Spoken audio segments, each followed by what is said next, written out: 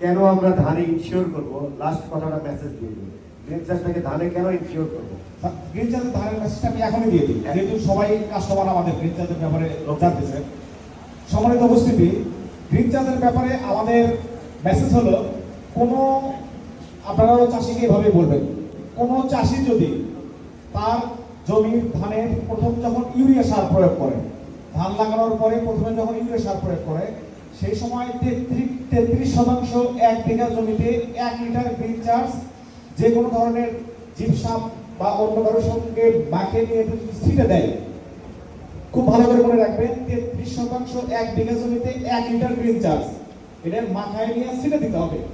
দ্বিতীয় পর্যায়ে ধানের গাছ যখন বড় হয়ে গেল, ধান ফুল ঝরে গেল, গাছ একটু হেলে গেল, সেই সময়ে মাত্র 100 মিলি গ্রিন চার্জ 1 বিঘা জমিতে আপনি স্প্রে করে দিবেন।